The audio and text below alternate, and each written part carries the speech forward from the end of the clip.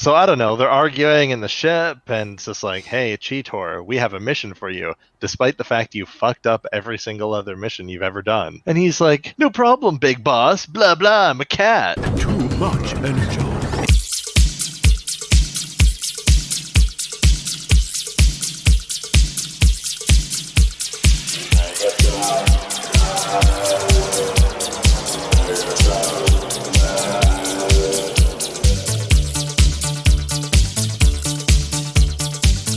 Good evening and welcome back to Too Much Energon, the weekly podcast where we review every episode of Beast Wars ever in order, starting from the beginning. I am one of your hosts, Christopher Seed. And I'm your other host, Cal, or Neo Cal, since I like the Matrix that much. What is going on, Cal and or Neil? Neil Cal? Neil! What is going on? Neo's lamer cousin. He is not the one. He is the two. He's one of them. He is one. He's a person. He is one of two. Yeah, Neil Anderson. The lesser known. That's who Keanu will be playing. He'll be playing Neil Anderson. Well, he is coming back for The Matrix 4, should that movie ever actually come out. If I have a sad prediction that it's going to be like, hey, the previous Matrix movies, people think that they're actually out of the Matrix. That's a second layer of the Matrix to give people the perception that they're free, and they've actually just been in the Matrix the whole time. So when they died, they didn't actually really die. And that irks me, and I hope that's not the case. So what for the next movie. So what you're describing is Christopher Nolan's The Matrix. Please, I don't want Christopher Nolan's The Matrix. Don't want it. I kind of do, but well, I would be interested to hear his elevator pitch for a Matrix sequel or remake. I don't know that I would want to I'd watch a remake. I don't know that I would actually want to see the finished product, but like the elevator pitch, like Yeah. I'm like I would like to hear what his take on that material would be. Also, If he has one. Also, yeah, I'm sure he does have a really, really strong working relationship with Warner Brothers, who distribute the Matrix films. So, right? Could happen. One thing about the Matrix, this is now a Matrix podcast, everyone.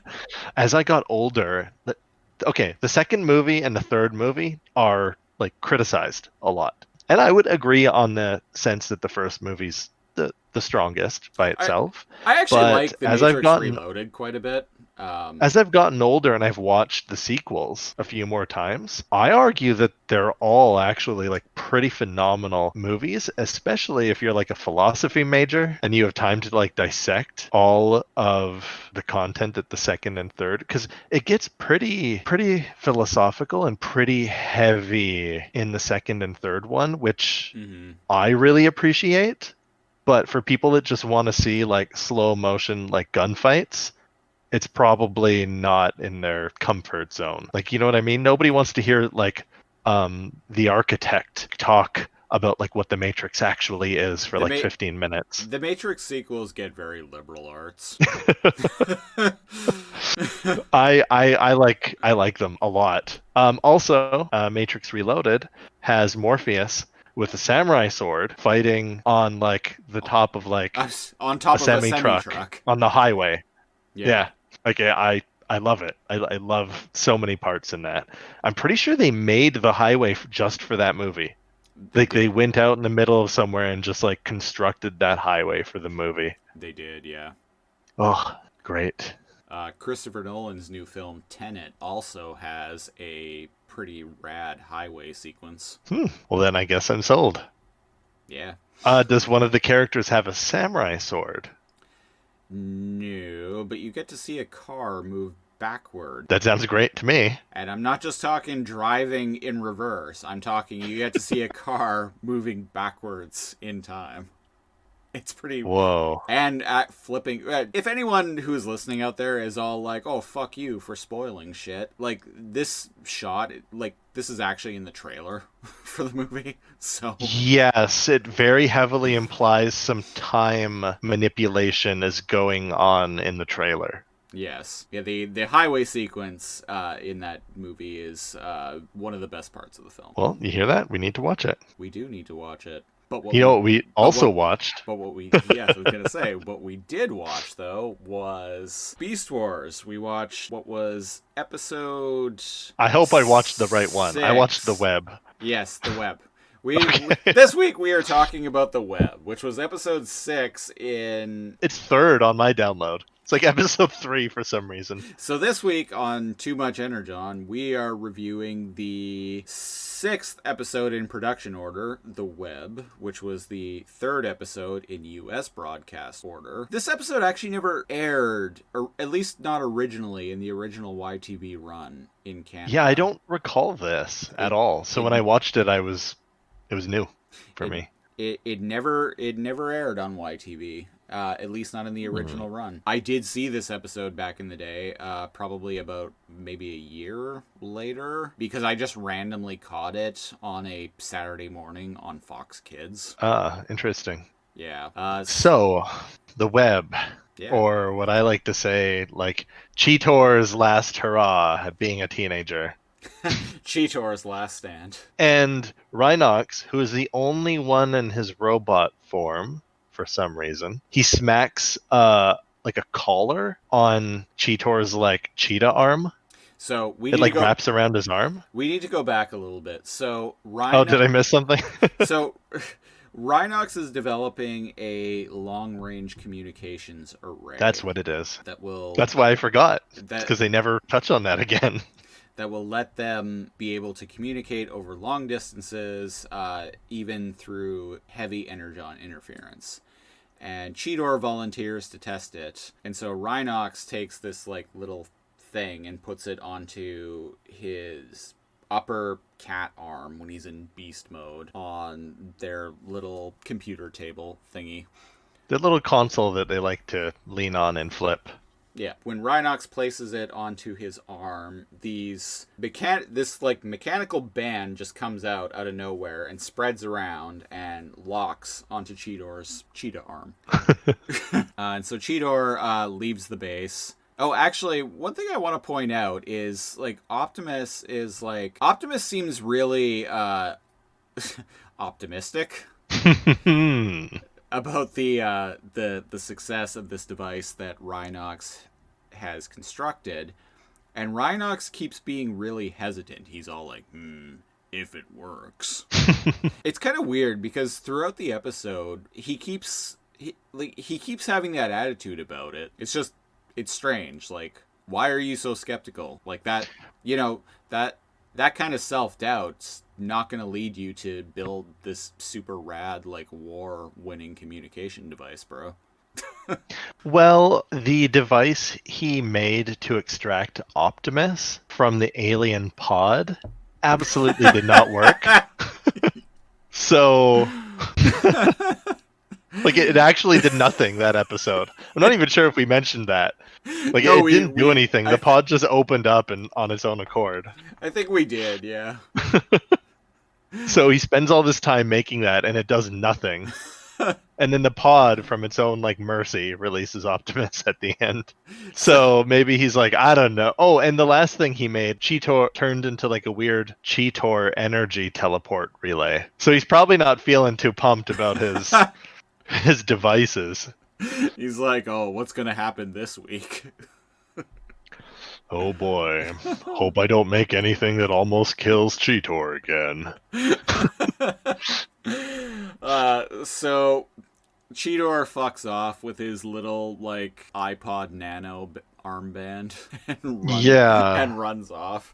And then we cut over to Scorponok digging through some rubble, and underneath the rubble is this like kind of cannon-looking thing. Yeah, it's hard to say. It's just this giant metal thing. It's this giant metal phallic object that has been buried under rocks. Not everything that's cylindrical is phallic, Christopher. It's a cannon. It's a cannon. Come on. It's a cannon. It's a cannon. I got your He's in his right little. here, buddy. He's in his like scorpion form, and he's like digging around. Megatron has a cannon for me. Megatron will be happy when I bring him his cannon. I'll get good boy points. And that's basically what he's like. He's like, oh, this is a mega cannon. Megatron will reward Scorponok for this. Yeah, that's right. That implies that he just stumbled upon that, not that he was sent to retrieve it, which I find amusing. Like, what, well, I guess they've been here for months and months now. That they just like wander around and look for wreckage and stuff, I guess. I don't know. You would presume at least 6 weeks at this point. Well, later in the episode, Optimus is like, what? You destroyed the long-range receiver? It took Rhinox a month to make that, and it's made out of parts that we cannot, like, replicate. Yeah. So it implies they've, like you said, maybe 6 weeks? Yeah.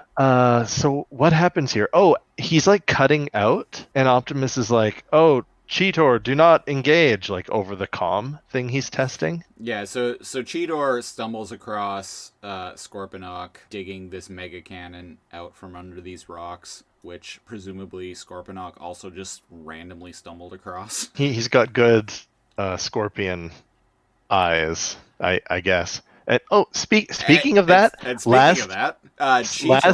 Cheetor actually like Magno eyes. Does he do it again? He does. Yes. Another character Magno eyes later on too. Oh, that's right. It's not just a Cheetor thing.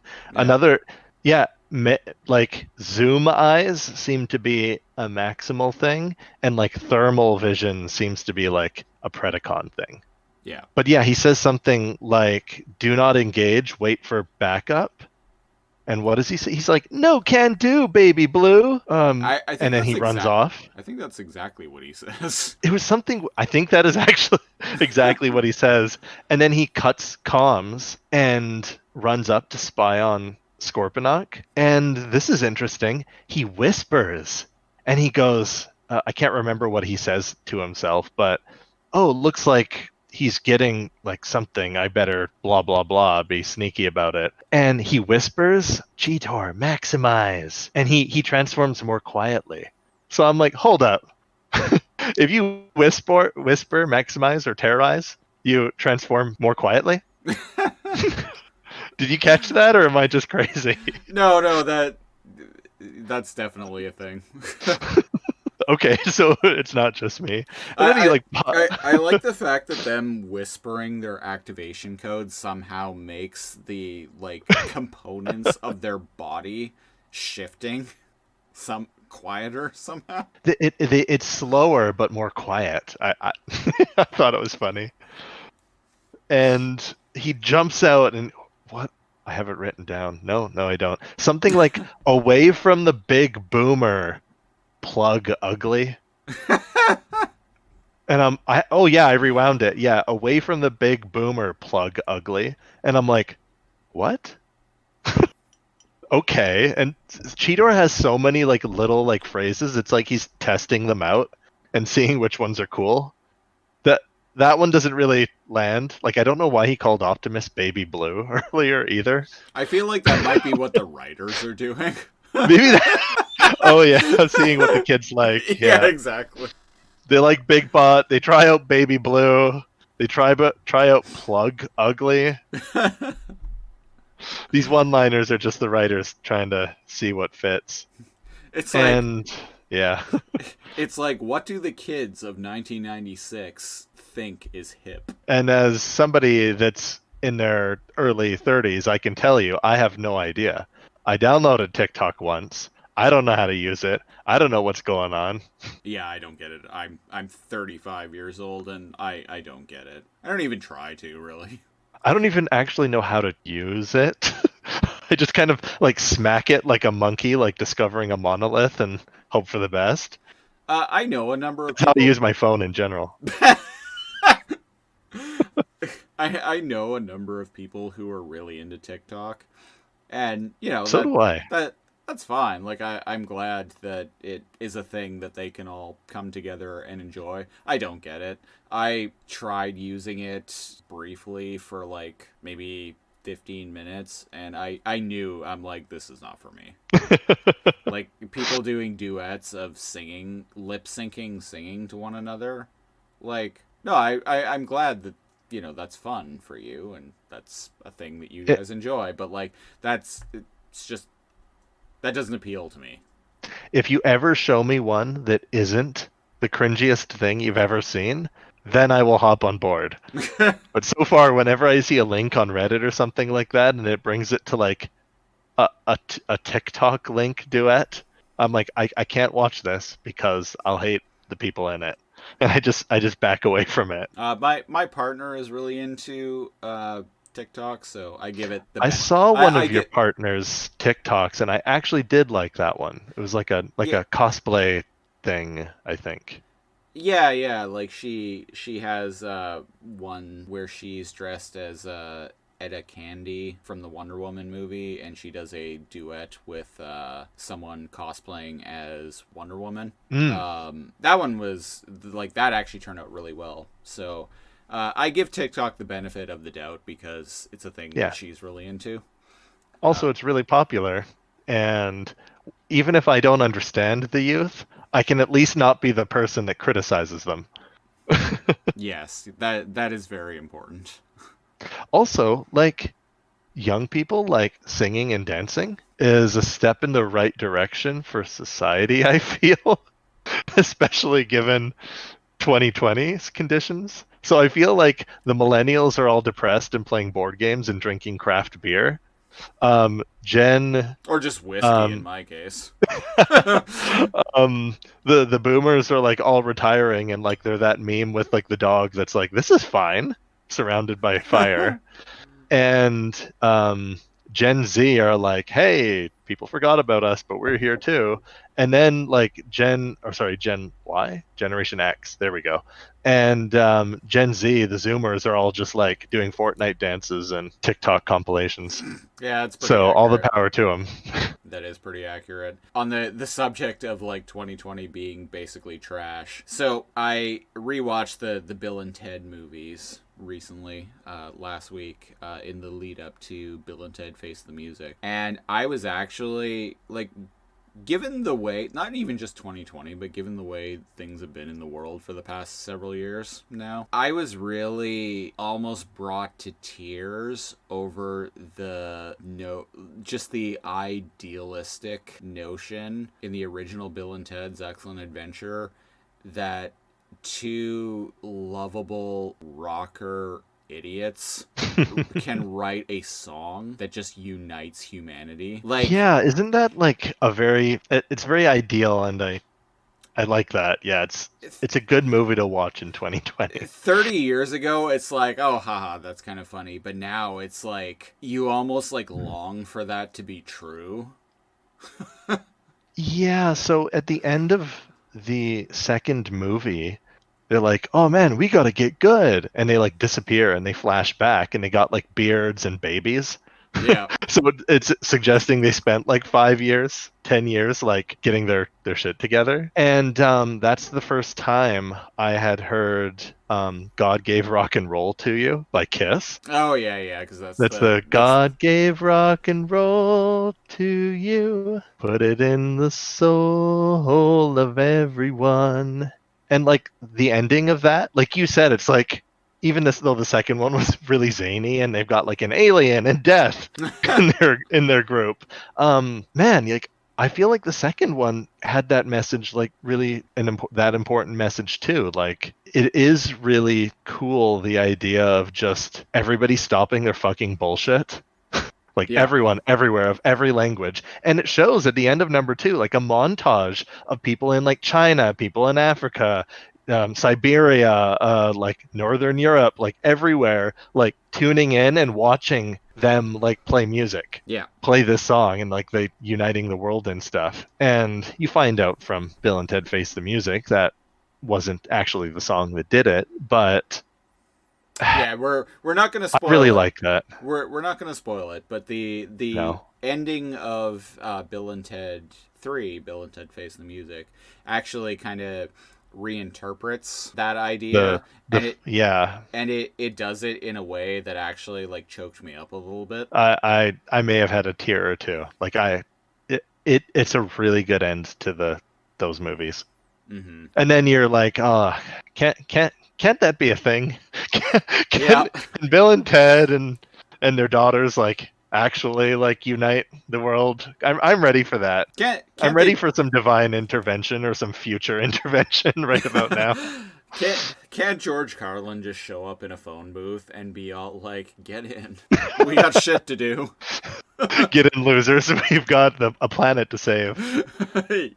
There you go. Speaking of saving planets, what are we talking about? Right, this is a Matrix podcast. So too much code, a Matrix podcast. I would do that with you. I'm just saying I can talk about those extensively. Anyways, Cheetor's pointing a gun at Scorponok. And Scorponok... Yeah, and Scorponok starts, like, clickety-clatting his pinchers, because he's still in beast form at this point. Oh, I said something dumb last podcast, and I said scorpions are not arachnids. You did They are arachnids. For some reason, I was like, oh, but they only have 2 eyes, and they've got claws, and they don't count. No, of course they're arachnids. I also said that a group of gorillas was a harem. It is not. It is a troop. Oh. I didn't even know that. I Googled it. I was like, what is it? A gorilla's like group of female gorillas is his harem, but like the group of gorillas in general is called a troop. And what is the general of the troop of gorillas in general? Well, if they're silly, they're called a goof troop. Oh, well played, good sir. That's the best I had. And I don't have anything to follow it up with, to be perfectly honest, so now it's a Goofy movie podcast.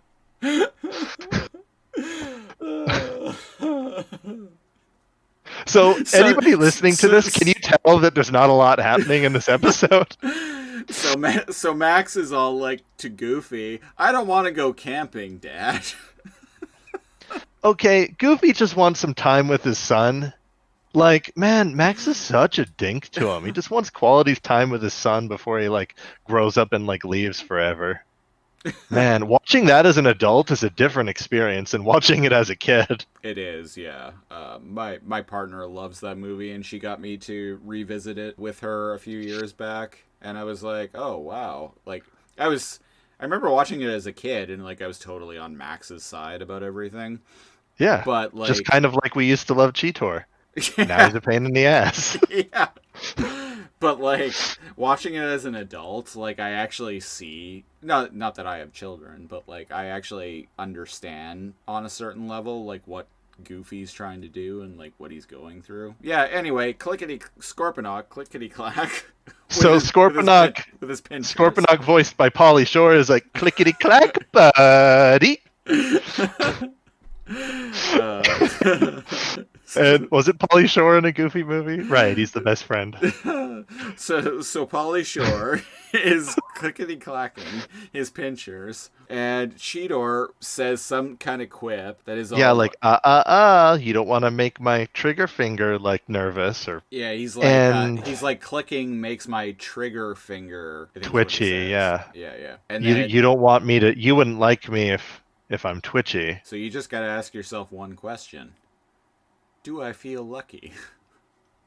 Well, do I? Kitty? Baby blue. So, Which apparently is what Cheetor calls some people. so Anyways, Tarantulus is here, and he also has a quip. yeah, so Scorponok like starts moving away from the mega cannon, and he keeps like clickety clacking his pinchers. And Cheetor, instead of just shooting him because, like, you know, the Maximals are nice, he's just like holding him off, waiting for Optimus. Yeah. Like he's just like pointing a gun at him, telling him not to move. Oh yeah, I guess we should mention that Cheetor did radio in, and when old Baby Blue told Cheetor to withdraw, and he was all like, "No can do, Baby Blue," Optimus was like, I'm going after him. Prime Jet's on," and then flies Yeah, off. he immediately went and flew off. Yeah. And he says out loud, because, you know, Cheetor's the smartest of the Maximals, "You're not going anywhere until Optimus gets here, blah, blah, blah." Yeah. And, you don't want to something. You wouldn't like me when I'm... Angry. Anyways, Tarantulus, like, pops up and he's like, "No, I prefer my prey, like, terrified," or, like, something like that. No, he doesn't. He says something creepy. What does he say? Wow, I swear we watched this. Fantastic podcast we have here. When the viewers, if they follow along with us, are like know more about the episode than we do. You just know there's one single listener out there right now listening to this who is all like hitting their keyboard being like, "God damn it, you fucking idiots." And they have the script in front of them, whereas we don't. We get that like one like hardcore Beast Wars fan that isn't me. Just like from Russia or something like that. Oh, you It know has what? like memorabilia all over his room. You know what I found out yesterday is we actually have 3 listeners in Turkey. Hey, Like actually, hey, how's it going, 3 guys in Turkey? so Shout to Turkey. shout out to our 3 Turkish listeners, cause wow, why do you listen to this show? Not that I'm complaining, but Hey, maybe Beast Wars just arrived in their country. maybe. And it's brand new. And we're striking while the iron's hot. Inadvertently. Yeah. It'd be great if, like, most of the people that listened to this were, like, people from, like, a completely, like, different country. I do have, actually, listener data for us. Most of them are in Canada. And a lot of them are in BC, so it's like half of them. Oh, wow. Half of them are people I know, undoubtedly.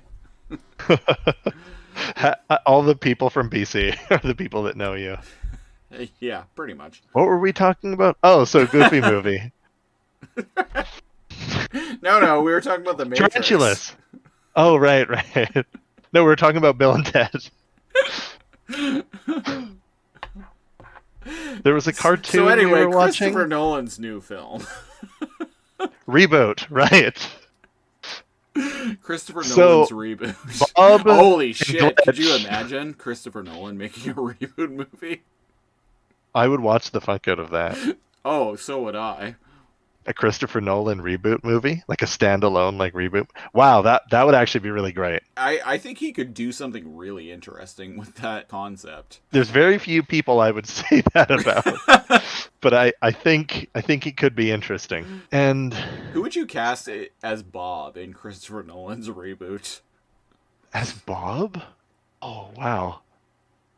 Do you have anyone in mind? I need to give that a think. He likes to reuse actors. It would probably need to be someone not young, but probably our age, maybe. Yeah, like 30s, maybe. If you have like Joseph Immortal Gordon- Tom. Joseph Gordon-Levitt. He's I mean, he's too he is a bit older than us, but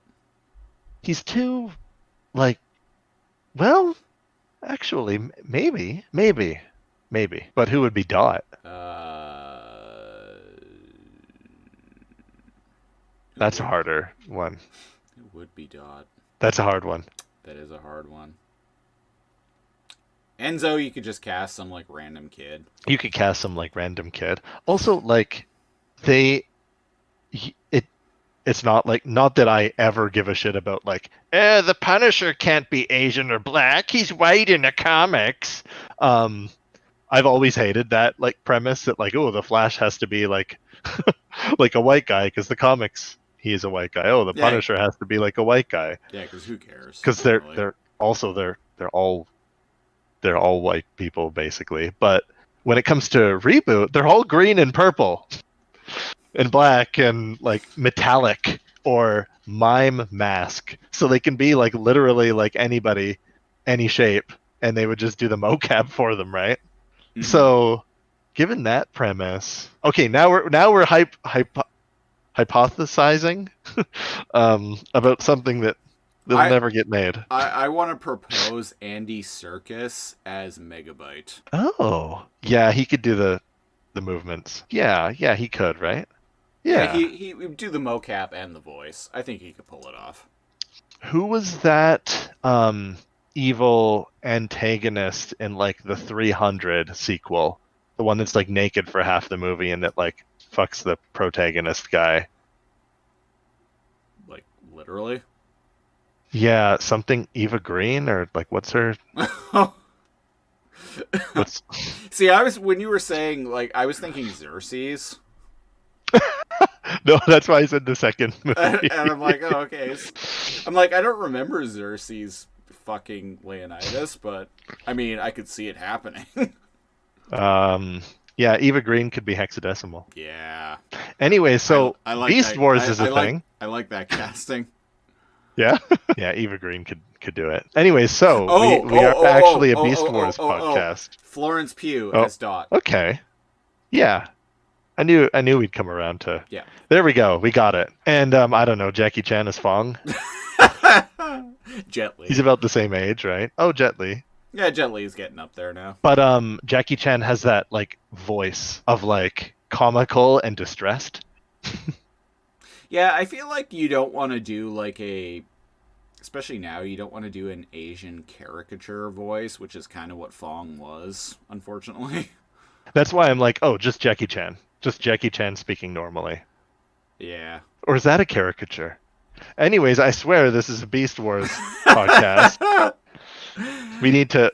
Okay, so Okay, I've done a terrible job at keeping us on track for this. Okay, Tarantulus pops out.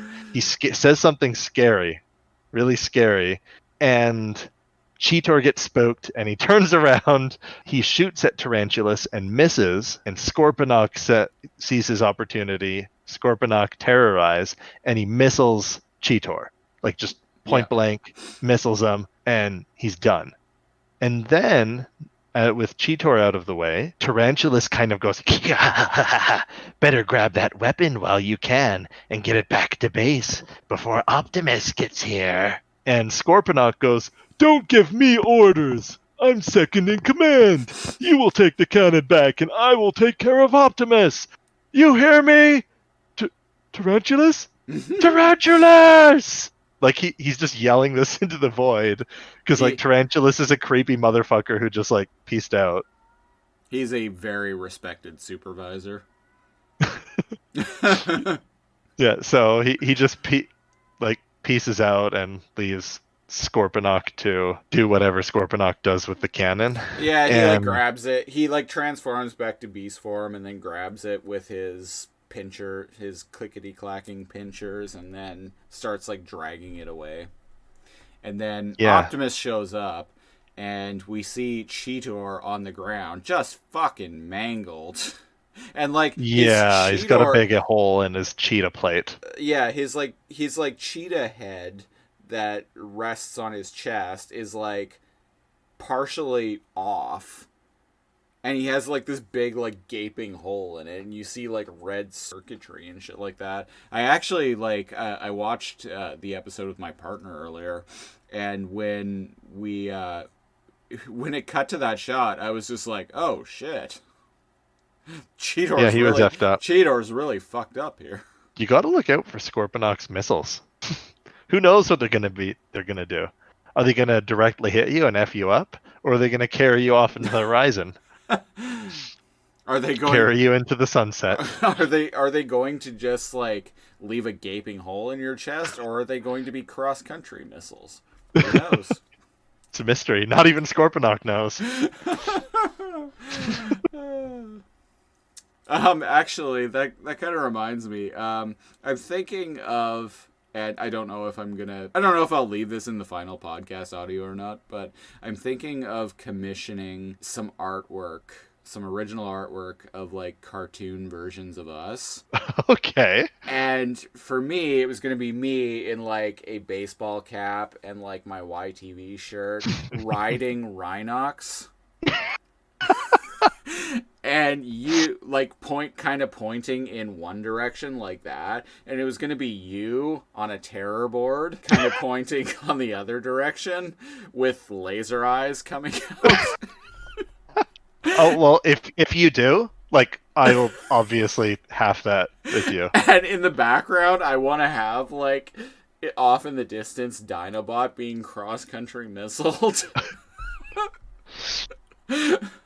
Just with like a an airstream like all the way across the background. Yeah, exactly. Yeah, I'll go halfers. If you find like a style that you like from a certain artist, I'll definitely go halfers with that. Yeah, I'm That's going. rad. I'm aiming for something pretty cartoony looking. Yeah. But I wanted something for our for the website when I eventually build it or get someone to build. I kind of started messing around with it, or when I finally convince someone to actually just do the work for me because I hate building websites. Yeah, it feels like work. But yeah, so I want That's this rad. artwork for the website or The eventually Facebook group or whatever. yeah, just like something to use.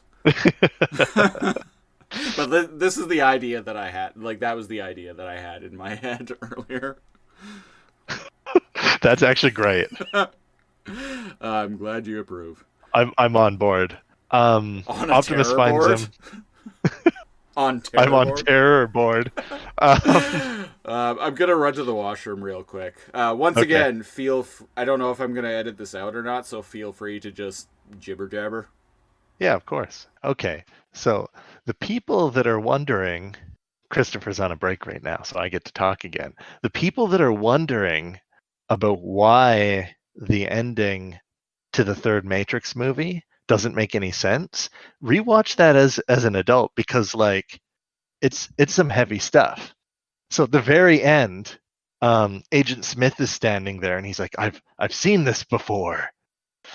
You were standing there and I'm standing here and I say something like actually I feel bad. I'm a bad Matrix fanboy. Oh, I can't remember now. But like the reason why this Agent Smith is magical and can fly is because he absorbed my brain isn't here. The Oracle. Oh, he says everything that has a beginning has an end, Neo. I don't recall that, but that's what Google says. That actually does not sound like the last line. But he starts saying, wait, no. And that's the first time that Agent Smith ever calls him Neo, which implies that the Oracle is actually talking to Neo in that scene. Everything that has a beginning has an end, Neo. Right? And then he kind of snaps out of it and he goes, no, what is this? Get away from me. It's a trick or something. Like now he doesn't want to defeat him. And he says something to Smith. The reason that him killing Neo destroys all of the Agent Smith program is because they're two sides to the yin yang. There's an argument to be made that Agent Smith is actually the one. He's this like weird like anomaly that's completely changing and destroying the Matrix. And that's what the one is supposed to do. He was supposed to free everyone. And that's what Agent Smith is sort of doing, but in an opposite sense. He's enslaving everyone. Everyone is like becoming him. But as it shows at the end of the movie, when he kind of is destroyed, it's because he took out the other part of himself. And Agent Smith is only an anomaly because the one, Neo, rubbed off on him after the first movie. There was something like about his like programming that made him a little bit more like human and less of a program. Kind of like how Neo is kind of a little bit like a program rather than like than a human. He's more like the weird programs in the Matrix than he is any of the people in the Matrix. And so that yin yang doesn't exist and the Matrix is reset. I was talking about the Matrix. Hello. And they all lived happily ever after. And they did. And there's a sunset in the sky. And the little girl from the train station is actually the cause of the Aurora Borealis or something like that. And we have that little glitchy program to thank for that. Oh, actually? Yeah, yeah. The little girl at the end of the Matrix is talking to the Oracle, and it's implied that she's making the sky all pink and purple and cool looking. Oh, interesting. I haven't seen The Matrix Reloaded in probably 15, or not Reloaded, Revolutions in probably 15 years. So I need to revisit it. I go back to very much like those movies. I go back to The Matrix Reloaded every now and then because fuck the haters, I actually like that one. But yeah, the Frenchman and who's the Frenchman's wife? The Merovingian. Oh yeah, the Merovingian and his wife played by Persephone. Yeah, Persephone played by who's that? I always forget her name. I think it Sophia something. The Frenchman's wife, Matrix. I always forget her name. I know. She was really hot. Monica Bellucci. Oh, Monica Bellucci, yeah. She doesn't age. If you search Monica Bellucci 2020, you're like, oh, huh. One of those people. Because I'm Monica Bellucci. Yeah, she's an interesting character. They definitely use her for her sex appeal in the second Matrix movie, much like they use Morpheus for sex appeal in all of the movies. She's definitely aged, but considering, when The Matrix Reloaded came out, she was already in her late 30s. Yeah, Carrie-Anne Moss looks great. I've seen recent pictures of her gearing up for the Matrix and stuff, and she looks great. Well, yeah, she was in the Netflix Marvel shows most recently too, and that was only a few years ago. Oh yeah. And she hasn't aged terribly much. Since we're on this segue, anyways, Alex Winter felt so much like Bill S. Preston Esquire. I think he actually was a better Bill than Keanu was as Ted. Absolutely. Alex Winter was bang on right for the character, and Keanu felt awkward. When I watched Bill and Ted Face the Music for the first time with my partner last week, I even said, while we were watching the movie, I'm like, Alex Winter has just slipped back into that role without any problems, but I feel like Keanu Reeves is struggling with it. Yes, it felt like an actor playing Ted rather than Ted if he's just older. And not even. Whereas Alex Winter definitely felt like an older Bill. And not even well, because there is an actor playing Ted in the movie, and they nail it, and that is Bridget Lundy Payne as Billy, Ted's daughter. She fucking nails it. Even right down to the body language. I want to watch. They do a way better. I want to watch a spin-off with those two. Right? They actually do a way better. What's her name in the movie?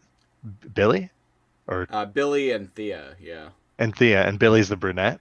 Yeah. Ted's daughter. Yeah. Yeah.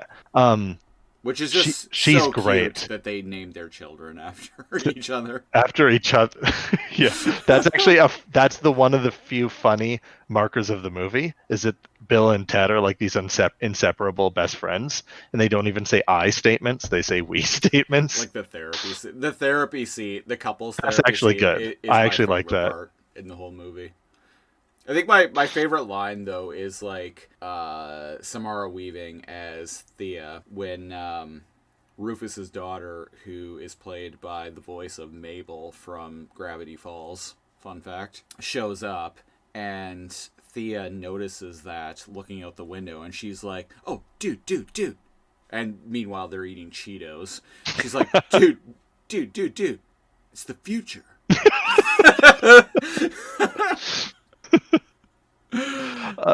They did their homework because they feel more like at least Billy feels more like a character in a Bill and Ted movie than Ted Theodore Logan does in Face the Music. Yeah. So I'm glad the show follows their daughters as much as they do. Anyways, we're a Beast Wars podcast, I tell you. And we need to talk about the Beast Wars, I tell you. Those damn Beast Wars, you know? Yeah, we enter a dreamscape as Cheetor's in a coma. Yes. Do you remember that? I do. And what it looks like, it kind of looks like maybe Cheetor's memory of Cybertron? Yeah, it is. And is that what it is? Totally. It's Cybertron. And I like the fact that we get a little bit of a cameo of Starscream in jet form at the beginning of this sequence. Yeah, it kind of shows a few things around like Cybertron, but most of them are just like fast-moving lights or whatever. Mm-hmm. Odd little mechanical objects. But yeah, I was going to ask, is that implying that it's Starscream when we open with that? That might be some foreshadowing. Uh-oh. Oh. Yeah, so it's Cybertron, and Cheetor's like living high and mighty, and he's kind of just lounging over this like tower. In the distance, it shows like Megatron way down beneath him, as if he's this big thing, and they're like these small, insignificant things. Yeah, so he's sitting and on it's top. Megatron, Waspinator, and Pterosaur that are looking up at him. Yeah, and so Cheetor is just like sitting all casually, like a badass, on top of this like pillar, and the Predacons are on top of another building, like way far down, and Cheetor is just all like acting all casual, being all like, ha ha ha, just. Oh, can't hit this like big kitty or something like that. And the three take shots at him, and they all just miss, and it shows like explosions in the background. And it's also nighttime, by the way. And he laughs. He throws his he laughs. He throws his gun up in the air, like spins it and catches it, and he just fires twice with like barely even like aiming, and he just completely like takes out Waspinator and Pterosaur. And then it shows Megatron there kind of like, and it's like, it looks like it's just between me and you. Megatron does his whole like thing that he does quite regularly. And then, of course, it shows Cheetor like very casually like recock his gun or whatever and then shoot him. And Megatron's taken out, and he says some more quips. And then behind him, Megatron is decapitated in the explosion. Oh, right. There's an explosion. He's not just shot. And his head goes splat against a wall nearby. And one of his teeth fall out? Yeah, a bunch of his teeth fall out, one by one. Yeah, cartoonically, that's a word, right? Cartoonishly. So like his head smacks into the wall. So his head goes flattens flying. Almost. Yeah, his head goes flying, and when it hits the wall, it doesn't just like shatter or anything. It actually like squishes like it's made of rubber or something. and like stick against the wall as his like teeth fall out, and then the head falls. Yeah.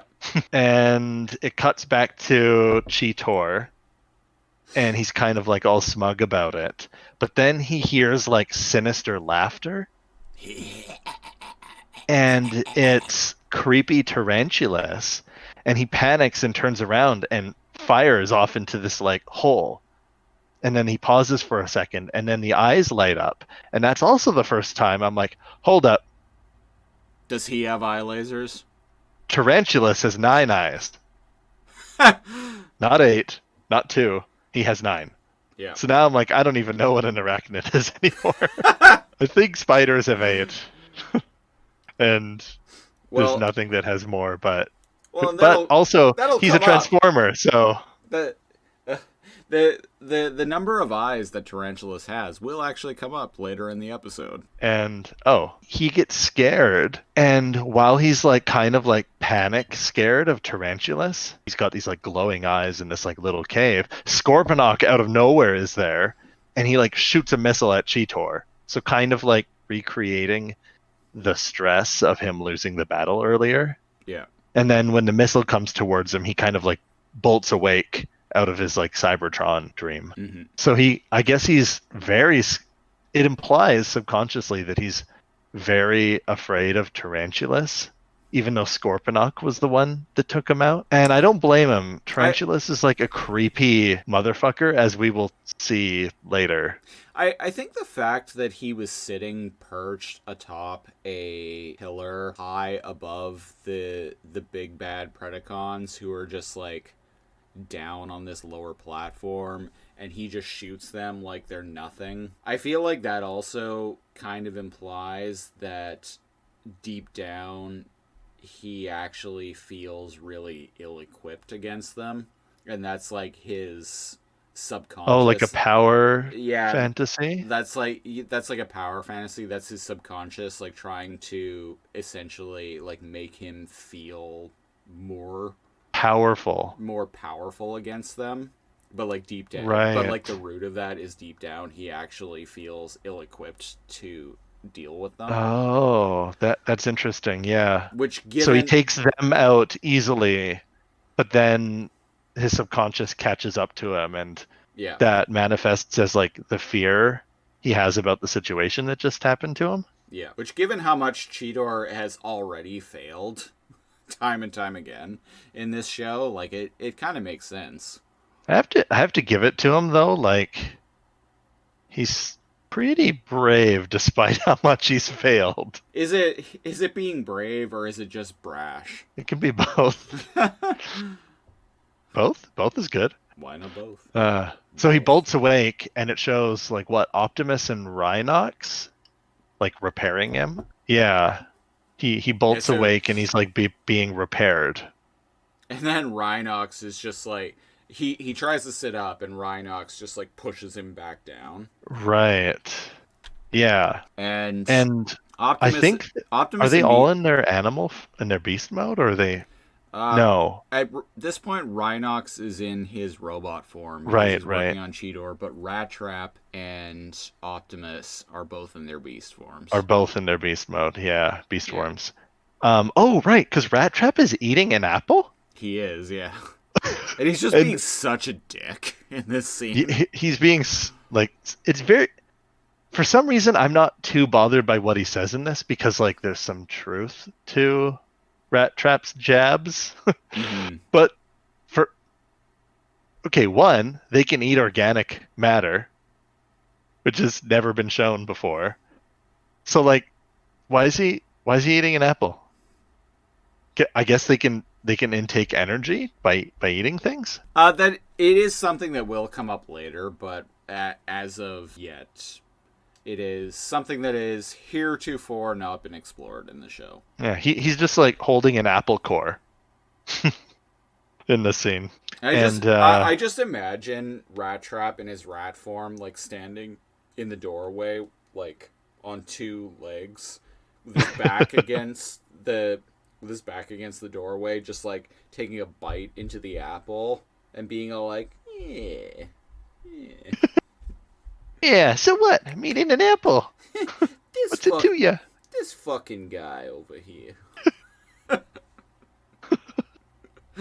So... Would it be interesting if they could only eat the diet of the animal they were? Oh, that would be interesting. Yeah, which also explains what happens later in this episode. Spoilers for the listeners, the show does not go there. but that would be kind of cool. Right? Which in this episode makes sense, because way later, like at the end, Rattrap is like, I'm off to munch on some garbage. Yeah. And we'll see a scary spider part later on that makes sense for a spider. What's happening here? They say something about like, oh no, they have the cannon. What are we going to do? And first they chew him out. Yeah, you're right. Rattrap like cuts into him. Yeah, Rattrap says like a bunch of shit, cutting him down, and Continuously back and forth. yeah, I wish I could remember exactly what he said because Optimus, it was yeah. pretty funny. Optimus is like, this is when he's like, Rhinox spent a month making that, and we don't have the parts to remake it. Like, you need to stop, like, thinking this is a game and treat the Beast Wars seriously. Yeah, Optimus is basically like this could have all been avoided if you had just followed orders. If you had just waited for Yeah. me to arrive, this wouldn't have happened. Yeah. And he's like, and now that survey comm that you were testing has been destroyed, and Cheetor is like, well, at least I proved it worked. And then Rattrap digs at him. And Optimus is like basically like, that doesn't matter, like the thing's wrecked, and thing took Rhinox a month to build, and he doesn't have the parts to make another one. You have cost us a significant tactical advantage. Yeah, that's what he says. Significant tactical advantage. And that's true. Yeah. Because, like you had said earlier, it would have worked even with Energon interference. Yeah. So they acknowledge that Megatron now has the cannon. And he's like, well, at least they got the drop on those guys. And Rattrap's like, it sounds like they got the drop on you. Yeah, that was one of the quips. Yeah, and when Cheetor was explaining his like how things went down, he's like, oh yeah, I got the drop on him, and Rattrap was like, oh, and how'd that work out for you? And then he's like, well, it would have been fine, but like Tarantulus came up behind me like a creepy motherfucker. And that's when Optimus was like, that's when Scorponok took advantage of you being distracted. Yeah. And yeah.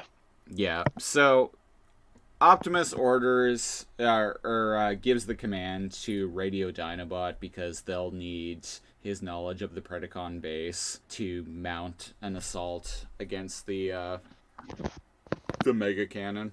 And Yeah, Cheetor... to stop the Predacons from having an advantage, like a huge cannon that who knows what they're gonna do with. Yeah. And Cheetor is like, I can get inside their base. Let me do it, Optimus. He can. he jumped around in their. He had a hell of a time running around in their base that one episode. Yeah, he even rode a terror board. Yeah, more successfully than Pterosaur. But I am kind of wondering though. It's like, can you get inside their base? That transporter network has been destroyed. Like, how are you going to get in there? Just run in the front gate in your cheetah form. Just charge in. If they don't have any turrets or auto cannons, just run in as a cheetah. Storm the Predacon base. They can't stop us all. Just have one of those shots of like Rattrap riding Rhinox and just have the whole gang there just like charging. They don't stop to fight. They just run right in. They just run. Velociraptors are supposed to be fast, right? They just run past all of the Predacons, and Megatron in his robot form just like turns around and watches them go past, and is just like, what? Seize them! No! But that doesn't happen. What actually happens is Cheetor gets turned down. It might have been a better episode.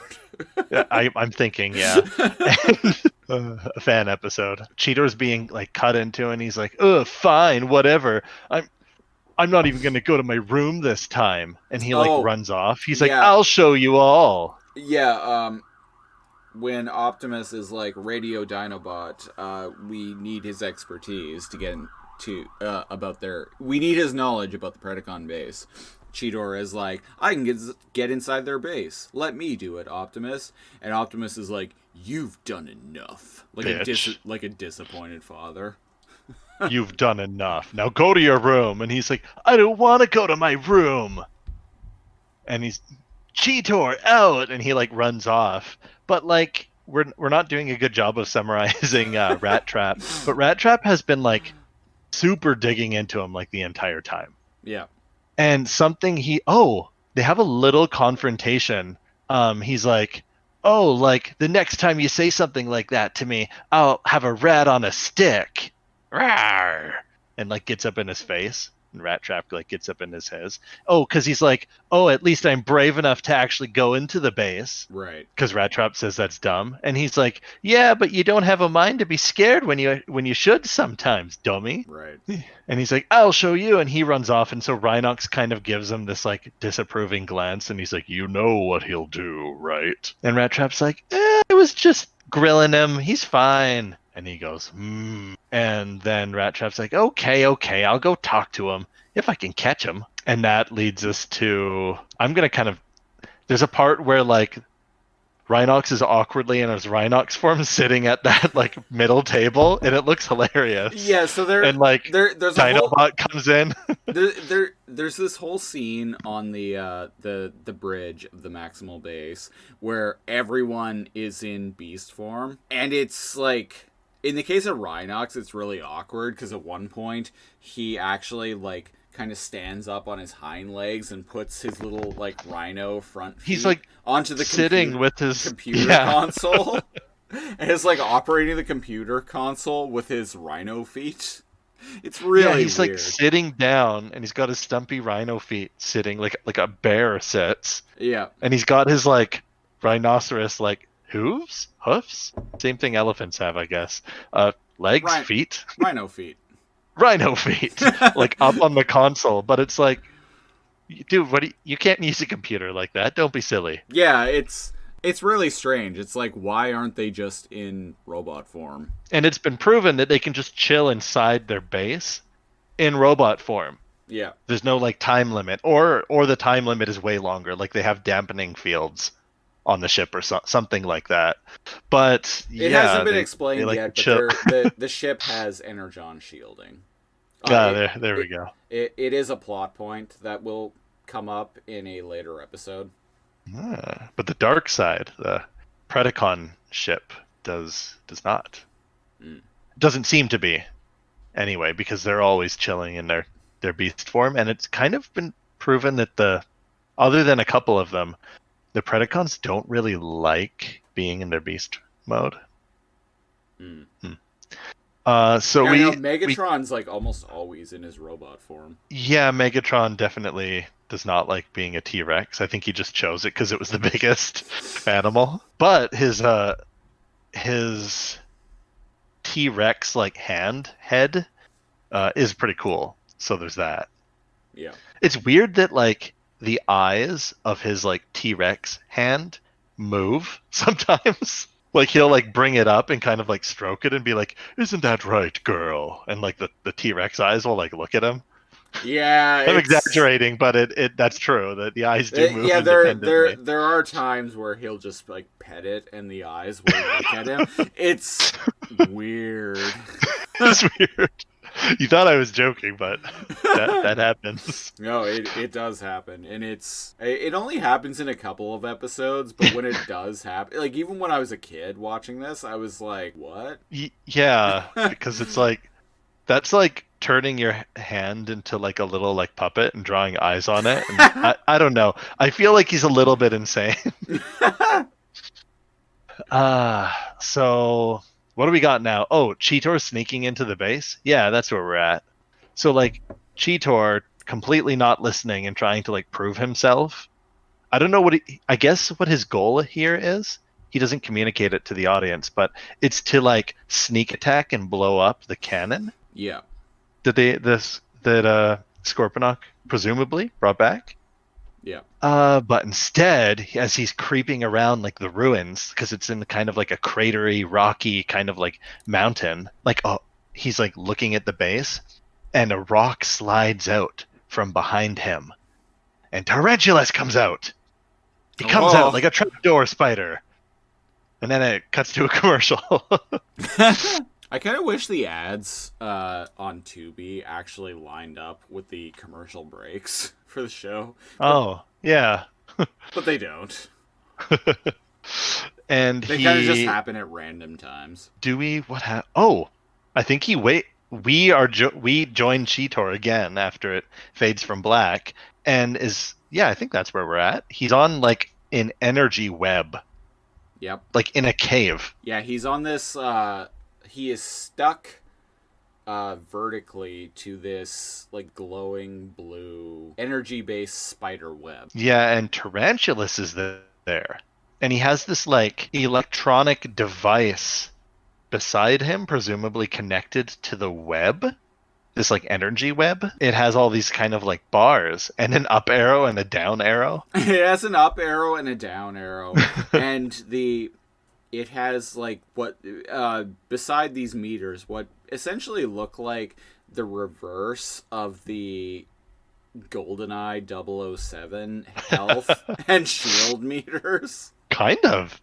Yeah, that's a good way to describe it. So instead of them being like O-shaped, essentially, on either side of the screen, they're basically just reversed. So they're going outward in a T shape. Oh, they kind of are. And it's presumed that like any good nefarious villain, he kind of like gives Cheetor some monologue in his giant tarantula form, and he goes, "Oh, this device is to drain you of your energy until you're dead, and then I will feast upon your like biofluids or your fluids or something like that." And Cheetor responds and says, "Whoa, and to give him a taste of it, he like now turns it up to maximum." Yes. And it kind of like makes him pain, and it starts draining his energy really fast. Yeah, he's like, so I can turn it up to full, and it will drain your body of energy quickly, and I can feast on your flesh. Then he turns it down. But he turns it down. He's like, I prefer to do it more slowly, because the taste is better. The taste is better when the flesh is more alive, which is pretty Yeah. fucked up for a kids show. And I'm watching this and I'm like, so he's explaining to his victim why he's torturously killing him slowly instead of quickly. It's very Hannibal. Wow. It's almost like Hannibal Lecter-ish. Yeah, and I'm like, okay, so if you're 10 and you're checking out Beast Wars, welcome to your first serial killer, children. Like this is actually really creepy and like violent and like scary. I'm not gonna bother with like the there is a part where he's like, after he turns it back down, Cheetor goes, whoa, because like he can't talk, he can just kind of like scream when it was in maximum. Mm-hmm. And when he turns it back down, he kind of like gets his recollection again, and he says, "You are one space happy spider." I'm not even kidding. And I'm like, I should have wrote down all of the bullshit that Cheetor says in every episode from now on, because a lot of it doesn't even make sense. Space happy spider. You are one space happy spider. And Tarantulus just goes, yeah. What does that mean? Maybe Cheetor went back into his mind palace when he was being electrocuted. His mind palace. Oh, which is him on a tower in Cybertron. So yeah, you're one space happy spider. And then we cut to Rattrap. Yeah, the in between when it's on like the maximal base and Rattrap, it's not important. We're gonna cut back to Rattrap because that's the important part, right? Yeah. And Rattrap is in the same place, and he's muttering to himself. He's like, "Stupid cat!" Like blah blah blah. I can still smell his stench. And he's essentially, it's implying that he's tracking Cheetor. This is right outside the Predacon base, by the way. Yeah, which I find it kind of interesting. So, like, basically to, like, skip past, like, all the bullshit, basically, Rattrap has decided to fuck off from the maximal base by himself and go and save Cheetor. Yeah, and Rhinox kind of knows, because later, or at this same time, it shows Dinobot, Optimus, and Rhinox around the console in their animal forms. Yeah. and in their beast mode. And Optimus is like, where's Rattrap? We need him to like scout like the Predacon like base. And Rhinox goes, he's still talking with Cheetor. Yeah, that's it. Yeah. So like he knows, because he kind of is the one that prompted Rattrap. He Yeah. knows that Rattrap went off to go grab Cheetor, and that Cheetor effed off to the Predacon base. So he's like, oh, they're still talking. Yeah. Yeah. And Dinobot's like, there, you Maximals talk too much, and like slams his little raptor paws around. I don't know. He says something like that. And then they argue about a direct assault. Yeah. He's like, we must prepare for a full frontal assault on the Predacon And Optimus base. is like, Optimus is like, no, they would use the cannon defensively. That would make the most sense. And then they kind of like argue. So it just kind of cuts to them like arguing, and Rhinox covering for Rattrap. Yeah. And then we jump back to the base, and it shows Tarantulus being creepy, like watching Cheetor be drained and like moan in pain. Yeah. And Rattrap, instead of getting the upper hand and like surprising Tarantulus, he just walks up behind Tarantulus and announces himself in like beast mode. One thing I want to point out is before the reveal of Rattrap. So Rattrap is outside near the Predacon base. Oh right, and yeah, he's he like sniffs he's around. like he's like sniffing around, and he finds this like one rock, and he's like, "Oh, what's this?" And he just like lifts this one boulder off and sees this like little tunnel going down. Presumably the tunnel that Tarantulus jumped out and grabbed Cheetor from. Presumably, yeah. So he goes down, and then Tarantulus is continuing to torture Cheetor, and Cheetor is like, "Man, you are one sick bug. I don't even have any real blood. All I have is mech fluid." And Tarantulus is like, "My circuits will adjust. It's the act I enjoy more than the nourishment." Yeah. Which is like, oh, eating you isn't important. Or sorry, eating you for like nourishment isn't important. Torturing you and eating you is more of a symbol. yeah. And I'm like, ugh. Yeah, it's like, yeah, it's like, you know, eating you isn't really going to do much for me. I just really enjoy the act of cannibalizing others in my species. And I had mentioned this earlier. Rattrap like eating garbage. Tarantulus like enjoying catching something in a web and like draining its fluids. Yeah. Maybe they have some of their animal instincts like wear on them a little bit and influence their personality a bit. Like he wouldn't have done this if he was not a tarantula, not a spider type thing, right? So well, not that we know of. But I just feel like the whole like draining thing, the web specifically, maybe he's just a villain who's rolling with his motif. Like he's rolling with like what he's been given, and he's like, I'm a spider, so I'm gonna make a web torture device. Why not? I mean, maybe on Cybertron he was the kind of person who would tie someone up and then slowly eat them. Maybe. And now like, he's just rolling with the spider thing. And now like the spider has just added a like the tarantula thing has just added a more thematic element to his to his serial killing in cannibalistic ways. Yeah. So oh yeah, he tries to did we already talk about this? Did he try to maximize Cheetor? And he can't. Yeah, he can't. That was in the last scene with we saw. But like, while Tarantulus is all like, "It's the act I enjoy more than the nourishment," he is crawling onto the web on top of Cheetor, like right on him. Like right on him, and his little like mouth thingy is like right mandibles, mouth parts. Sure, either or. is like right at Cheetor's face, and it's a really fucking creepy scene to watch. Yeah, it is. Like, yeah, it's creepy. But yeah, and then so Rattrap is just there all of a sudden, Yep, just right behind him. just right behind him, and he lets out some kind of Rattrap quip, which I don't remember. It's something insulting him being like a spider. I wish I had read. Maybe not. Then this episode would go on forever. Note to self and to listeners: next week I will either once again watch the episode several times throughout the week, or I will actually be a real podcast host and take notes.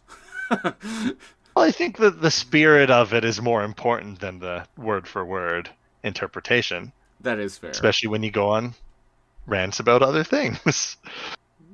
So what ends up happening here? Oh, so they anyway- both take turns. so They both anyway- take turns transforming.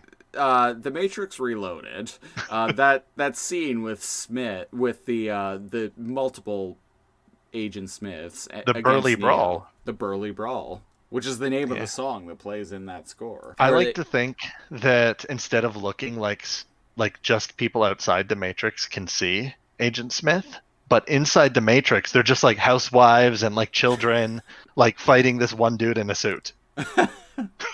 Like they all still look like the people that Agent Smith takes over. You know, the biggest thing that I was let down by with the Matrix Revolutions is I was really stoked about the notion of Smith actually getting into the real world. And which he does. He does in The Matrix Reloaded. And at that, like, to be continued ending, it shows, like, we see a visual cue that he is definitely in the real world now, inhabiting the body of someone. But what he does with that is very underwhelming in The Matrix Revolution. I like it because it's a good contrast to the Dragon Ball Z fighting that goes on at the end. And it's very like human and vulnerable and scary fair, when they're fighting in just these weak, fleshy human forms. that's fair, I suppose. And the whatever actor played the human guy, Phenomenal who was being Hugo Weaving impression. who was being possessed by Agent Smith. It's a great Hugo Weaving impression. Like, wow. Like, you believe it's the same person. He just looks different. And Like, he even sounds like him. and if I'm not me, Yeah, I'm going to rewatch those. Anyways, so we have you know who I'm Rattrap. not. I am not Rattrap. You're not Rattrap. I'm not Tarantulus, thank God. And they both maximize and they terrorize after some like quip back and forth. Rattrap goes to shoot Tarantulus, but he stops because like Cheetor's right behind him. And then Tarantulus like opens his like claw. He's got like two hooks for like his hands. Mm-hmm. They kind of look like weird. They don't look like anything on his tarantula form, on his spider form. You know, one thing I will say about Tarantulas' robot form, I had a Tarantulas toy back in the day. Cool. He was a deluxe beast. In the show, Tarantulas' robot form is one of the most accurate to how the toy actually looked. Oh. Huh. Like the toy basically looked just like that. So he just has like claw hands. Yeah. Oh, cool. Oh, interesting. Even though he's got two claw hands, he can still hold a gun with a trigger on it. Like he just has a normal like oh, his gun actually shoots little missiles. It doesn't shoot like little photon blasts or plasma blasts like some of the others. Like it shoots like little rockets. Seems to be a theme for the Predacons. He shoots and Rattrap jumps out of the way. Like he kind of like dodges and like rolls behind like some rocks and stuff, if I recall. This is when Tarantulus, I think he literally says like, what does he call like the vision? Does he just say like infrared? Or does he say like like heat vision, or like I can't quite remember what he says. But anyway, he has like heat vision, like night vision goggles, Yeah. infrared goggles. Yeah. And a little visor comes down over his like normal like eye like visor thing. Some of the Predacons just have like a continuous like lens rather than two eyes. They just have kind of like a RoboCop eye in front of them, and a A green one visor. comes down, like a visor kind of thing. Yeah. I think Scorponok has that, um, and Tarantulus. I posted Yes. a picture of the Tarantulus action figure in the main chat. Oh, So check that out. that's not CG. No, Oh, that actually looks just like that's Tarantulus. yeah, it's the toy. Wow, that actually looks rad. Yeah. And um, Rattrap almost gets shot in this scene, and he realizes he's not just going to be able to like outshoot Tarantulus. He needs to be like clever, because Tarantulus can see in the dark better, and well, I mean, he shoots little rockets. So what happens is Rattrap reaches, he presses a button, and his forearm opens up, and a little box inside, presumably what I thought was like a bomb, comes out, and it like takes up the entirety of his arm. Like his arm's like hollow, and there's just this like little weird like device inside. This is a thing we will see again many times from Rattrap.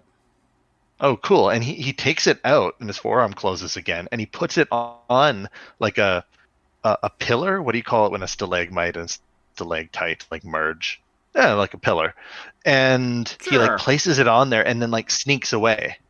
He sneaks away, and then with Tarantulus trying to like track him, he sees like this heat signature, and he kind of creeps around the pillar, and he jumps out and points his like gun at him. But it's just this little box.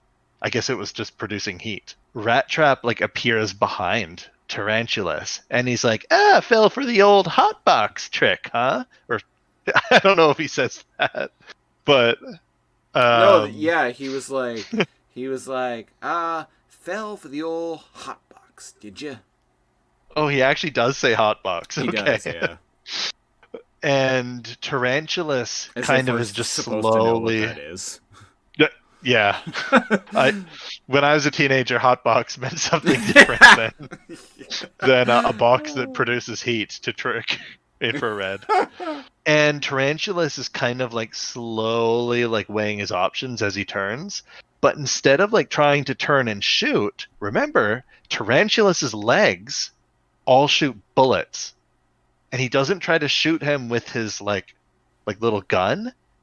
His legs like turn and go like little like submachine gun bullets. And Rattrap like ninja dodges down, like Ginyu Force poses and like dodges like down and quickly like shoots him. And it's actually like a cool pose. And he shoots Tarantulus somewhere in the bottom of the abdomen, and Tarantulus goes rah and like flies off and hits that pillar. And it doesn't show it too much. It's kind of like, oh, we don't want to show like dismemberment too much. But if you're paying attention to this scene before it ends, Tarantulas's leg is gone. Yeah, his leg straight up got blown off. Yeah. And when he smashes into the pillar, is that what causes the explosion, or does Tarantulus accidentally shoot the ceiling, which causes the explosion? When he flies back and hits the pillar, I think he accidentally shoots the ceiling. Does, yeah. His back hits the pillar, and it makes him throw his arms into the air, and he accidentally shoots, the ceiling of the cave. Yeah, that shoots in. the ceiling. Yeah, and is he down for the? He's momentarily down for the count. So Rattrap kind of like comes over. Rocks start falling from the ceiling. Like when I was watching the episode earlier, I was like, "Wow, that is the definite on Tarantulus's part. That is the definition of a plan backfiring." And I thought the cave would have been on my side. And Rattrap comes over, and it takes him an embarrassingly long time to figure out how to help Cheetor. Like, it felt gruelingly like long. He comes over, he can't touch the web. Oh, I forgot to mention, right before this fight, when they transform, Tarantulus, Cheetor says something to encourage Rattrap, and Tarantulus angrily turns and points his gun at Cheetor, but doesn't shoot him, and leans over and turns the device up to maximum. Yeah, so now draining maximum energy. Yeah, so it's kind of like, oh, however long this takes, at least I'll take out Cheetor anyway. Yeah. So and so- Cheetor's like barely. So we Yeah. jump back to after the battle. Cheetor is passing out on this Yeah. this energy web, And he can't touch him. Like, he gets shocked too. Rattrap is like mucking about on the computer panel, like trying to turn it off. And it's all like, what does it say? You remember? There's like a female voice that says like incorrect energy signature. Yeah. Over and over. Over and over again. And it's like incorrect energy signature. And he's like, why I oughta? Yeah, I got it. And eventually he pulls his gun out and he's like, here's my energy signature. Yeah, after like a weird, painful like 30 seconds, it's like, bro, that should have been the first thing you did. But also, like, that could have made things a lot worse. I guess it could have just like overloaded or like self-destructed or whatever. Hilariously, this doesn't just explode the device. He shoots it and the device like flies off the little like ledge and like down into a ravine deeper into the cave. And I'm like, that's a weird shot, but okay. And then the web powers down and Cheetor like falls off and he's kind of like all weak and he's like, oh, thanks. I can't remember what he says, but he basically like, he's still in there. And the whole time this has been happening to Cheetor, by the way, we kind of haven't talked about his dialogue. He's been like defiant and kind of like brave in the face of like being tortured by Tarantulus. He's always had Cheetor quips and everything. So he's actually not like showing that he's like afraid, which is a plus for Cheetor. Yeah, he's been consistent. And then, oh, but wait! Tarantulus is not dead! It's funny because it suggests that he hopped over here. He's like 20 feet behind them, kind of like awkwardly balancing on one leg. And again, the camera doesn't pan down too much because I don't think they like showing dismemberment too much. But he's definitely on just one leg. And he says, oh, game over, vermin. Give my regards to the Inferno. And I'm like, what? The Inferno? Is that what they call Satan? Yeah, hell, basically. Yeah, send my regards to the devil. Like, what's the Inferno? Is it just hell? Yeah, it's just hell. Oh, okay. Game over, vermin. Give my regards to the Inferno. And what the heck happens? Do they like action dodge? Does he like jump out of the way? Yeah, that's exactly what they do. It's very similar to in Beast Wars Part 2 when Megatron shoots the missile at the at Optimus, and then the missile slow-mos, and then Dinobot comes into frame, and then like all daintily just like tail flicks the missile out of the way. Like, it's kind of like that. Oh, is it slow motion? The kind of like slow-mo dodge? For a little bit, yeah. Yeah, just a little bit. Yeah. And they are both not hurt by the explosion, but this makes things worse for Tarantulus because the whole cave starts coming down now, and he's actually just buried in rubble now. Yeah. But don't worry for those like he'll be fine. After it shows the other two like escaping, it does show him kind of like the rocks kind of fall away and his head like comically like comes out, and he goes, yeah, I hate that rat. I was really hoping he was going to be like, slag. Slag. No, that's what the less refined Predacons say. Yeah. that's beneath Tarantulus. It's funny though. This all kind of like plays into this weird like rock paper scissors. Like Cheetor always gets the drop on Scorponok. Scorponok gets the drop on, or vice versa. But like Rattrap always gets like Tarantulus. I can't remember the rock paper scissors scheme we thought of in like the second episode of this. But it feels like Dinobot on Pterosaur. yeah yeah. Apparently, there's no. Usually, Optimus is just like the bomb against like the Flyers, except Yeah. for last episode where like they both shot him successfully. Waspinator and Pterosaur somehow got the drop on Optimus. But anyways, oh geez, what happens? Oh, right when the gang. I'm just gonna wrap this up. Like we're almost like basically done with this. It kind of like cuts back to the Maximal base, and right when Optimus is like, "Oh, where are those two?" Blah blah blah. They like pop up, and they're like, "Oh, hey, how's it going?" Blah blah blah. Mm-hmm. And you remember what the back and forth is? Optimus says something about, no, Cheetor says something about, oh, blah blah blah. I've learned my lesson. From now on, this kitty cat is a team player. And Optimus is like, good to hear. Yeah, good to hear. Right? Yeah. Yeah, and They're so, still on the console debating plans.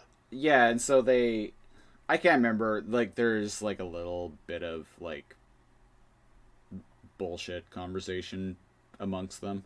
But then Cheetor, when Cheetor and Rattrap start walking back down the hallway. I actually did write this part down. And Cheetor is just like, "Hey, thanks for not telling Optimus about what happened." And Rattrap's just like, yeah, he interrupts him. He's like, "Save it, Fleabag," or something like that. Save it, kiddo. If I told Optimus about your little play date with Tarantulus, he'd kick my sweet pink butt too. Now, get out of here. I've got garbage to munch. And he says, oh, as he's walking away, he says, and one more thing. And he scoldingly points at him with his little rat hand. Yeah. If you ever pull a stunt like this again, I will personally rearrange your spots. Yeah. Now get out of my way. I got garbage to munch. And the episode ends with Cheetor fondly watching Rattrap walk away, just doughy-eyed, like looking at him, and he's like, "And thanks for saving my life, pal." Yep, literally. He just kind of quietly says to himself, "Man, thanks for saving my life, pal." Like a feel good like ending, and then the outro cuts in. Yeah. And it's like, oh, okay, yeah, they Beasties. beasties. And the lesson for this is don't tell Optimus. Okay, so what I find funny is that like Cheetor got in shit because he was all impulsive and went off and did something on his own. Basically. Yeah. But like Rattrap then in turn did the exact same thing in saving Cheetor. Yeah. So the lesson is don't tell Optimus? Yeah. Don't tell Optimus and hope it works, basically. Yeah, I'm not sure what the lesson when it doesn't work, then it's like, oh, well, that was bad, don't do that. But then when it doesn't work, it's like, okay, cool. I'm not sure the takeaway from this one. I think it's just to showcase how evil Tarantulus is. Yeah, which he is a creepy motherfucker in this episode. But beyond that, yeah, I don't know. I'm not feeling this one. Overall, like this is I like it for the Tarantulus moments and Cheetor's mind palace, but yeah, and the buddy kind of like thing between Cheetor and Rattrap, but otherwise, yeah, you know, yeah. I don't like the lessons should be like no, like please start telling each other things. And Cheetor, like, stop running off. Just stop. He's never worked for you. Not even once. But he's a cat. Cat's gotta run. He's a fast cat. Fast cat's gotta run, baby blue.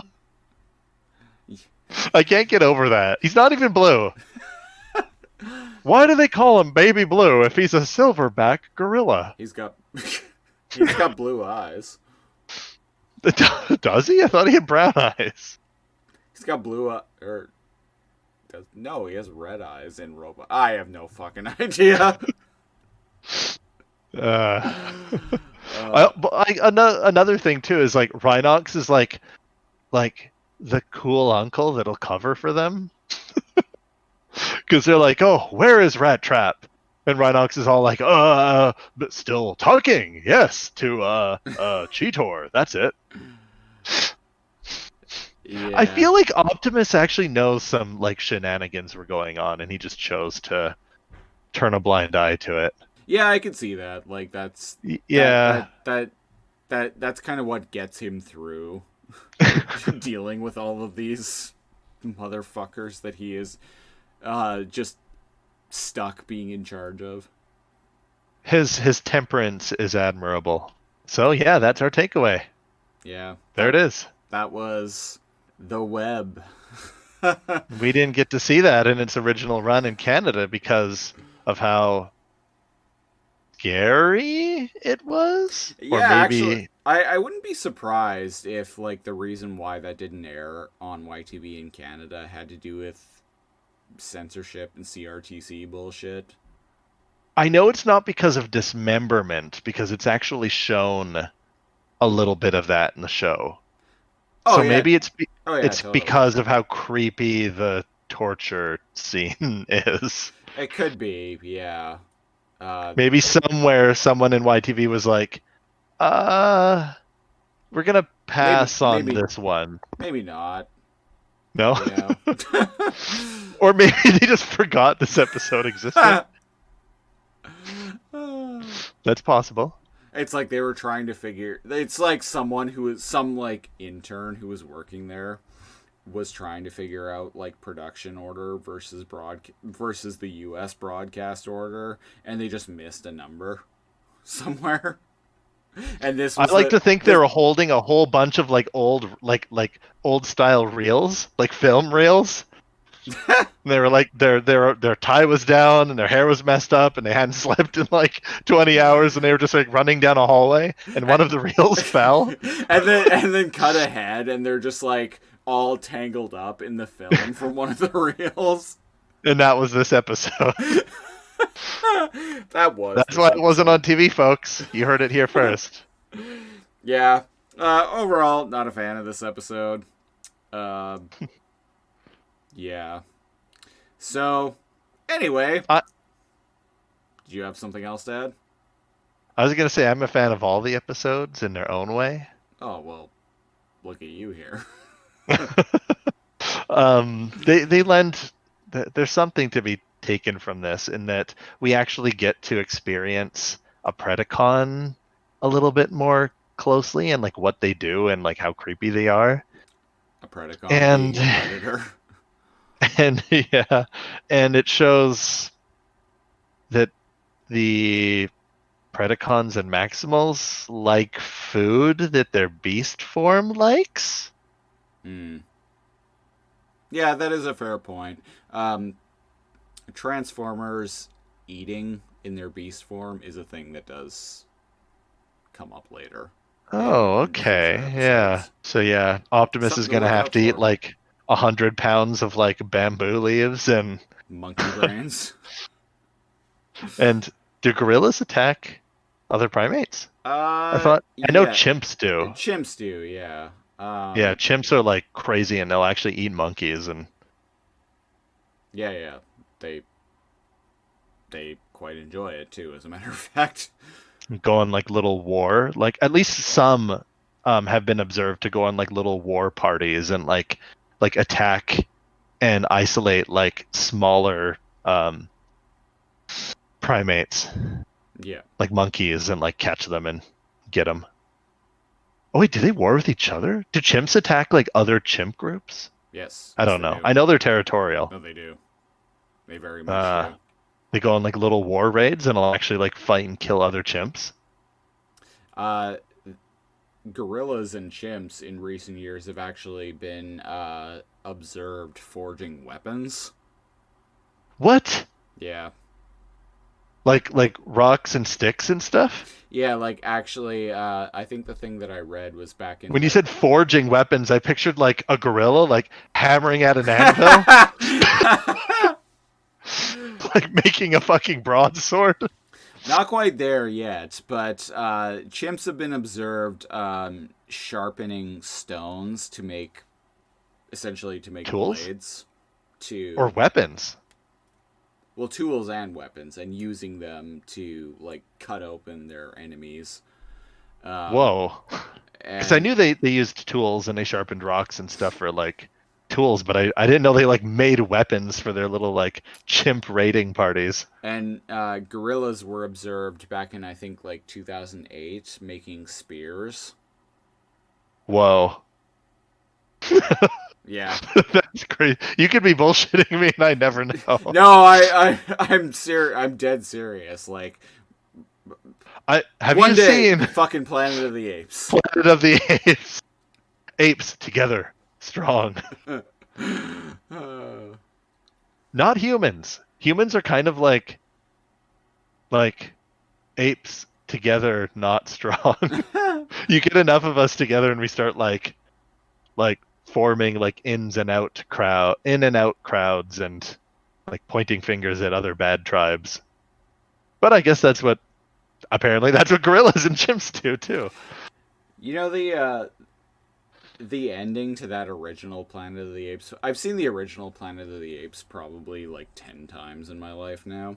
That's the one where he's on like the beach and he's like, "You bastards!" Yes, that Yeah. ending still is still effective. Like even though I've seen the movie numerous times, like every time, like it's still, yeah, like it's still impactful. It's like freaky because you're like, "Oh, this is Earth." Yeah. I like over explained like that ending one time to my partner and they were like, "Spoilers," and I'm like, "How have you accidentally not had the ending to Planet of the Apes spoiled for you?" It's in like every pop Yeah. culture. It's in The Simpsons. Yeah, and like Like honestly, there's a musical. I don't. And I actually feel bad. I actually Well- feel bad for like spoiling that because I'm like, oh shit, that would have been like a really heavy reveal. Well, and to my point, like I don't think knowing that that's what's coming, I don't think that takes away from the impact of I don't that think it takes ending away from at the all. impact of the ending. No, it's still really well done. Like it hits And the me, impact of the story. like it hits me every single time that I've watched the movie, and I like should said, rewatch it. I've seen it like 10 times probably. I should too. Huh, I own the it ending on is still Blu-ray, so I impactful. can watch it anytime. I'll tell my partner that we need to watch it and that the ending is still very impactful. Yeah. Tell her to So listen that's to the end. Tell her to listen to to this episode of the podcast. So thank you for listening to our Planet of the Apes podcast. Our Planet of the Everyone. Apes, Bill and Ted, Matrix, Tenet, Christopher Nolan Theoretical reboot podcast. casting. Thank you for listening to the latest episode of Too Much Bullshit. Well, I feel like I feel like if we just talked about the episode, it would have been bad. Probably. It's not a terrific one, and there's kind of only like 3 acts. It's like people yelling at Cheetor, Cheetor being like a serial killer victim, and like Rattrap like sneaking around. I mean, in all fairness, like, so far, the best feedback I've gotten from people I know who have listened to this has been episode 4, which was an episode where we very much went off the rails a lot. So, Well, they're gonna like this one then. So, buckle up, motherfuckers. Buckle up, buckaroos. We're in for a party now. Wait until there's just an episode where it's like 10 minutes of us talking about the episode and just like us going on like weird tangents. Oh, we talked about Pirates of the Caribbean, Resident Evil. I look forward to that day, good sir. Anyway, so this has been Too Much Energon, a beast, Goofy movie. alleged Beast Wars podcast. Thank you very much to everyone for listening. Be sure to check us out on Facebook, facebook.com/toomuchenergon. Send us an email, toomuchenergon@outlook.com. Subscribe to the show wherever you get your favorite podcasts. We're on Apple Podcasts, Spotify, Google Podcasts, Podcast Addict, and a whole bunch of other places I've never even heard of. It's hard to not find a place to listen to this. Yes, if you type in Too Much Energon anywhere, you will probably find us. Yeah, you'll find us. Once again, thank you very much for listening. And until next week, Beast Mode. Beast Mode. Beast mode!